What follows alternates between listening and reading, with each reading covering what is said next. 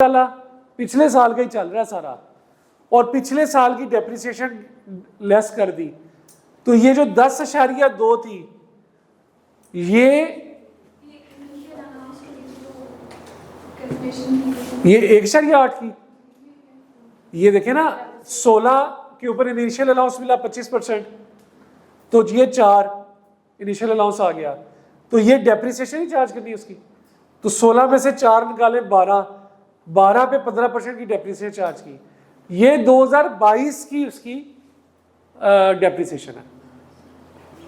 Basically आप उसकी cost देखें क्या थी 2022 को, ठीक है, 1 जनवरी 2022 में उसकी कॉस्ट क्या थी, इसके अंदर ऐड किया आपने एक्सचेंज रेट का फर्क, एक्सचेंज रेट का फर्क 2022 का, ठीक है, फिर इसमें से आपने लेस की उसकी डेप्रिसिएशन 2022 की, तो अब जो मेरी रिटर्न डाउन वैल्यू आई ये कब की थी, 1 जुलाई 2022 की, ये जो मेरी वैल्यू आई 1 जुलाई 2022 की, मुझे कब की चाहिए, मुझे डेप्रिसिएशन कब की चाहिए 2023 की, तो 2023 की डेप्रिसिएशन किस पे लगेगी, ओपनिंग रिटर्न डाउन वैल्यू के ऊपर, ओपनिंग रिटर्न डाउन पे लगेगी ना, तो ओपनिंग रिटर्न डाउन लेने के लिए मुझे ये वाली सारी कैलकुलेशन करनी पड़ी। सही, आगे फिर क्या हुआ कि इसके अंदर मैंने ऐड कर दिया एक्सचेंज रेट का इंपैक्ट 2023 का, ठीक है, और फिर इसके ऊपर डेप्रिसिएशन ले ली 2023 की, सही है, तो अब जो मेरे पास रिटर्न डाउन वैल्यू आ जाएगी वो 30 जून 2023 की आ जाएगी। मेरे लिए इनमें से सबसे ज्यादा इंपॉर्टेंट फिगर कौन सी है, मुझे क्या चाहिए था, ये चाहिए था, ये निकालने के लिए मुझे ये सारी कैलकुलेट वर्किंग करनी पड़ी, ये निकालने के साथ अब लगी समझ, तो ये मेरी यहां पे क्या निकली है 3.9, ठीक है, तो ये 214 मैंने सवाल में दी थी और 3.9 यहां पे ऐड कर दी। इसमें आपको मसला किसी को, एवरीवन क्लियर, ठीक, अच्छा आगे चले।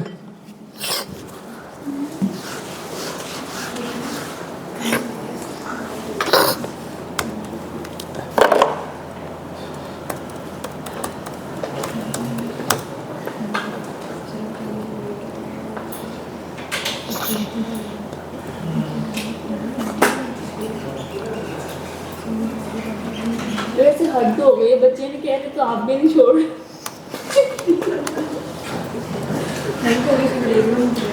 बस ये 5-10 मिनट में सवाल खत्म करके वैसे ही छुट्टी आप लोगों की, ठीक है, हाँ ये क्वेश्चन करने पे छुट्टी। अच्छा आगे चलते हैं, अच्छा ये भी हो गया क्वेश्चन, और आपका अदर इनकम में रिकवरी ऑफ बैड डेट्स भी हो गया, कैपिटल गेन का आ गया, जो है उसमें 9 मिलियन की मैंने आपको बताया था कि इससे प्रॉफिट को कम किया हुआ है, तो यहाँ पे ऐड कर दे 9 मिलियन ना, यहाँ पे 9 मिलियन को आपने ऐड कर देना है, लॉस ऑन कैपिटल एसेट, ठीक है, बाकी ये भी 3.9 314 जमा 3.9 ये आपका बन गया 217.9 217.9, सॉरी अदर इनकम मैंने अभी बताया था ना कि अदर इनकम को उसने कम किया हुआ है, इस लॉस ने जब अदर इनकम को कम किया है तो मैंने उसको बढ़ा देना, क्योंकि यहाँ पे आता नहीं है, तो मैंने प्रॉफिट को उसने कम किया हुआ है, तो प्रॉफिट को मैंने इंक्रीज कर दिया 9 मिलियन से।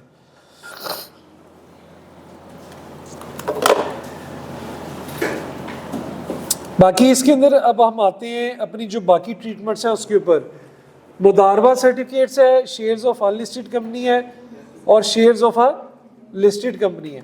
अच्छा ये बताएं जरा क्या बना टोटल, प्रॉफिट कितना था इसके 177,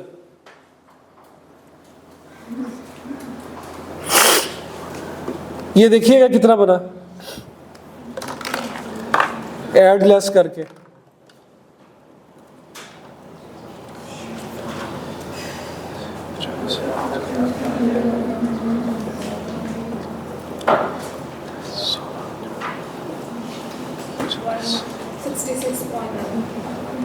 कितना? 166.9 सही है। अच्छा, इसमें ये 217.9 ऐड करें तो फिर कितना बनता है? ये 217.9 इसमें ऐड करें तब कितना बनेगा? 384.8। ठीक है। अच्छा, अब ये कॉन्सेप्ट जो हमने पढ़ा था उसके ऊपर मैं आना चाह रहा हूं। जब उसने क्वेश्चन में दे दिया कि अनएब्जॉर्ब्ड डेप्रिसिएशन है, ठीक है, तो फोकस करिएगा। उसे क्वेश्चन में दिया हुआ है ना अनएब्जॉर्ब्ड डेप्रिसिएशन है, पहली बात। और क्वेश्चन के आखिरी एडजस्टमेंट के अंदर उसने ये भी बताया हुआ है कि आपके पास पिछले साल का जो ब्रॉड फॉरवर्ड बिजनेस लॉस है वो कितना है, बताया हुआ है ना। अनएब्जॉर्ब्ड डेप्रिसिएशन, अनएब्जॉर्ब्ड डेप्रिसिएशन से क्या मतलब होता है? पिछले सालों से आई जा रही है, अभी तक एडजस्ट नहीं हुई, और पिछले साल का बिजनेस का लॉस भी उसने क्वेश्चन में बताया है। तो अब मेरा माइंड क्लिक करना चाहिए कि यार मैंने ये वाली वर्किंग करनी है, ये वाली वर्किंग करनी है, ये मेरा माइंड यहाँ पे क्लिक करना चाहिए। यार अनअब्जॉर्ब्ड क्यों दी हुई है उसने? उसे बिजनेस पिछले साल का बिजनेस लॉस भी दिया हुआ है, तो अब मुझे ये वर्किंग कौन सी करनी है? तो यहाँ पे अब ये वर्किंग करने के लिए, ये वर्किंग करने के लिए 166.9 मेरा इनकम फ्रॉम बिजनेस आ गई, प्रॉफिट बिफोर टैक्स आ गया, आफ्टर डेप्रिसिएशन मुझे क्या चाहिए? Before depreciation. तो ये वर्किंग अगर मैं यहां पे ही करूं, प्रॉफिट बिफोर डेप्रिसिएशन 2023 का 166.9 में क्या करता हूं मैं? डेप्रिसिएशन ऐड बैक कर देता हूं। लग रही है समझ? साथ साथ रहना मेरे। कितना बन गया? 384.8। ठीक है, ये सारी फिगर्स मैं यहां से डिलीट कर रहा हूं। 384.8 ये आ गया। एडजस्ट सबसे पहले करंट ईयर आ गया था, इसमें सबसे पहले क्या एडजस्ट करेंगे? पिछले साल का बिजनेस लॉस। तो पिछले साल का बिजनेस लॉस 2022 का, ये क्वेश्चन में उसने दिया हुआ है, कितना दिया हुआ है? 52 दिया हुआ है जनाब। तो ये कितना आ गया? 332.8। इसके अंदर फिर हम एडजस्ट करेंगे करंट ईयर की डेप्रिसिएशन। करंट ईयर की डेप्रिसिएशन 2023 की डेप्रिसिएशन कितनी निकाली थी हमने? 217.9। कितनी आ गया? 114.9। और इसके अंदर से हमने लेस करना कितना? पिछले साल की, पिछले अनअब्जॉर्ब्ड जो आ रही है प्रीवियस ईयर डेप्रिसिएशन, वो पिछले एक साल की भी हो सकती है, वो पिछले कई सालों की भी हो सकती है। प्रीवियस ईयर डेप्रिसिएशन है ना, तो वो कितनी आ रही है? 168। ठीक है, 53.1 लॉस में आ गया। ठीक है, लग गई समझ? यहां तक लग गई समझ? कोई प्रॉब्लम? अब उस ग्लिच पे आते हैं जो मैंने आपसे बात की थी। ये वर्किंग करते करते करते करते जब मैं प्रीवियस ईयर्स की डेप्रिसिएशन एडजस्ट करने आया, जब ये मैं 168 एडजस्ट करने आया, तो यहां पे लॉ मेकर को सुकून नहीं मिला। क्या नहीं मिला? सुकून नहीं मिला। उसने ये कहा कि यार ये वाला जो आंसर है ना मेरा, ये वाला ये जो फिगर है, ये क्या है ना, ये ऐसा ही है। ये जो आंसर है, यानी कि करंट ईयर डेप्रिसिएशन एडजस्ट करने के बाद ये आंसर अगर मेरा 10 मिलियन से ज्यादा है, अगर किससे ज्यादा है? 10 मिलियन से ज्यादा है, तो मैं एक काम करूंगा कि जितनी मैं एडजस्ट करना चाहता हूं वो, या उसका 50%, विच एवर इज लोअर, वो यहां पे मैं एडजस्ट करूंगा। ठीक है, किसका? लेकिन उसने तो कह दिया ना। ठीक है,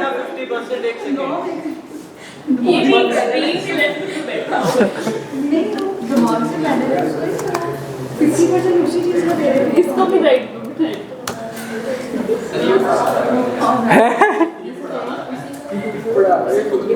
सही है। अगर ये 10 मिलियन से ज्यादा है, अगर ये 10 मिलियन से ज्यादा है, तो जितनी मैं एडजस्ट करना चाह रहा हूं या इसकी 50%, विच एवर इज लोअर, वो मैं यहां से एडजस्ट करूंगा। तो मैंने यहां पे 168, इसका 50% या 114, ठीक है, इनका जो लोअर होगा वो मैं एडजस्ट करूंगा। तो 114.9 का 50% कितना बना? इसका इसका इसका नहीं, इसका इसका इसका इसका 50% और 168, विच एवर इज लोअर। मैं कह रहा हूं इसका 50% और 168, विच एवर इज लोअर। ठीक है, ये फिगर अगर 10 मिलियन से ज्यादा है, ये फिगर अगर 10 मिलियन से ज्यादा है, तो इसका 50%, इसका 50%, और जितनी मैं एडजस्ट करना चाह रहा हूं वो, which ever is lower, which ever is lower. ठीक है, तो 114.9 यहां पे लिखते हैं, 114.9 का 50%, 114.9 का 50%, या जितनी में एडजस्ट करना, ये कितना बन रहा है? 57.45, 4 कर लें, 57.4, या जितनी में एडजस्ट करना चाह रहा हूं 168, इनमें से जो लोअर होगा वो मैं यहां पे लिखूंगा। ठीक है, तो ये 168 नहीं आएगा, ये यहां पे क्या आ जाएगा? 57.4। तो ये फिगर क्या बन गई? 57.4। ये यहां पे ना, चले गुस्सा ना करें यार, हटा दे। ये बात समझ लगी है कि अगर आपकी ये फिगर जो आपका करंट ईयर डेप्रिसिएशन एडजस्ट करने के बाद वाली जो फिगर है वो 10 मिलियन से ज्यादा है, तो इसका 50% और पिछले सालों की depreciation which ever is low, और अगर वो 10 मिलियन से ज्यादा नहीं है तो पिछले सालों की डेप्रिसिएशन, तो ये मैं यहां से लेस करूंगा। तो अब जो मेरा इनकम फ्रॉम बिजनेस आया दैट इज 57.5, 57.4। तो यहाँ पे बेसिकली मेरी जो इनकम फ्रॉम बिजनेस आएगी दैट विल बी 57.4। ये मेरी आई वर्किंग नंबर 1 से। कैपिटल गेन लगी है समझ भाई? इस पॉइंट में लग गई समझ इसकी 10% वाली, 50% वाले की।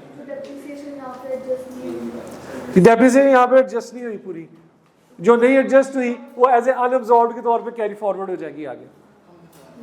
जो डेप्रिसिएशन एडजस्ट नहीं हुई वो अनअब्सॉर्ब्ड के तौर पे अगले सालों में कैरी फॉरवर्ड हो जाएगी। ठीक है, आप यहाँ पे देख रहे हैं ना 168 थी, 168 में से कितनी एडजस्ट हुई है? 57.4। बाकी कितनी रह गई? बाकी कितनी रह गई? 110.5। ये जो है वो नेक्स्ट ईयर में चले जाएगी। बेसिकली उसने यहाँ पे बाउंड कर दिया है कि ऐसा ना हो कि आप सारी इतनी अनअब्सॉर्ब्ड एप्रिसिएशन इकट्ठी करके तो आपकी इनकम फ्रॉम बिजनेस ही ना आए। सही है, तो एक तरह से उसने बाउंड किया है। बस इसमें एक लास्ट ट्रीटमेंट रह गया है।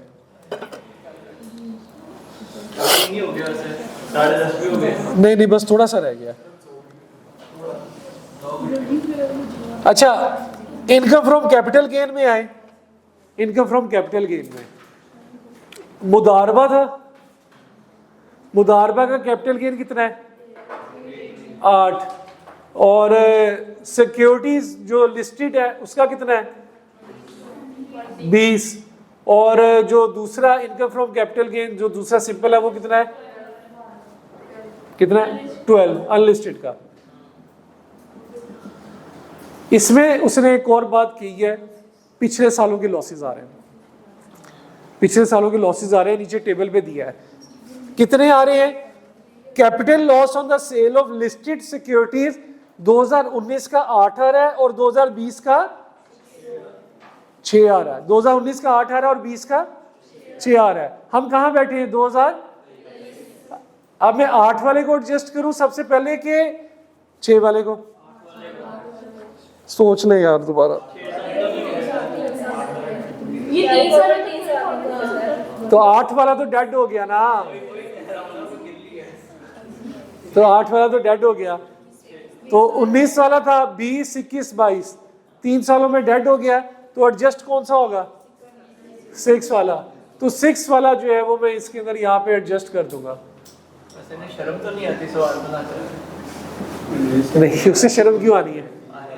तो वो आपको हर एंगल से टेस्ट कर रहा है, ठीक है टेस्ट ना हो लाभ ही हो है?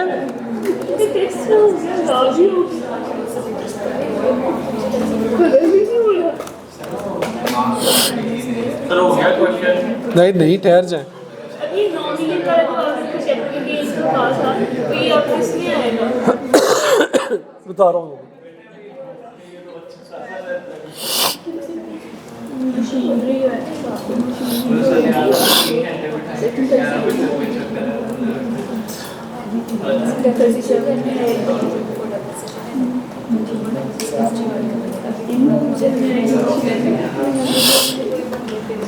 ये आपका कितना आ जाएगा 8 20 आपका ये आ जाएगा 8 जमा 20 6 आपका एडजस्ट हो जाएगा।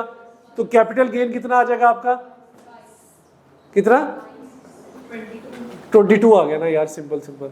और इनकम फ्रॉम कैपिटल गेन आपका अनलिस्टेड का था 12 का गेन था।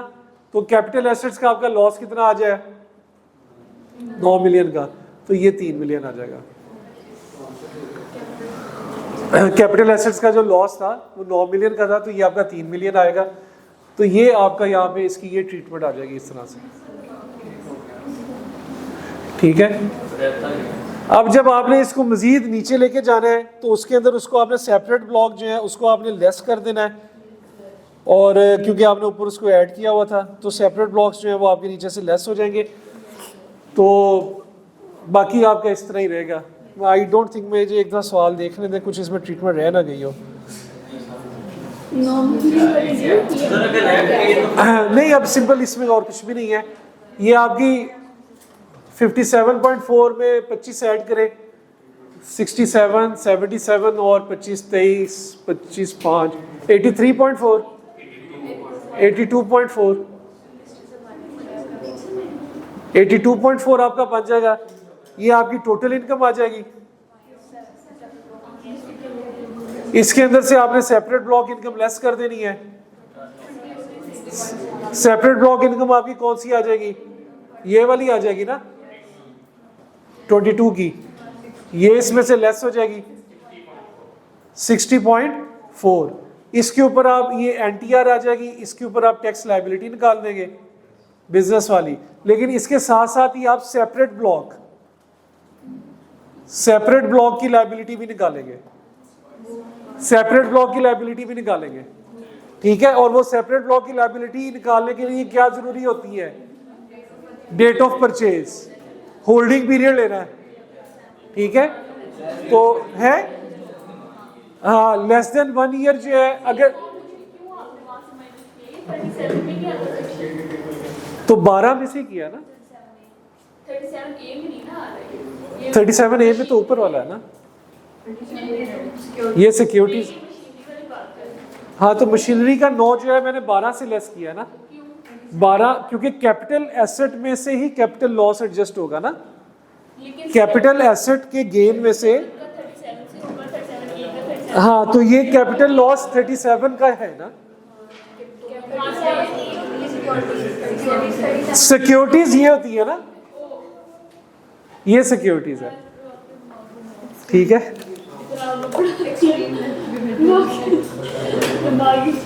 इस क्वेश्चन को एक दफा दोबारा करिएगा घर जाके, ठीक है। अभी तो नहीं आता है लेकिन इतनी ज्यादा उम्मीद ना लगाया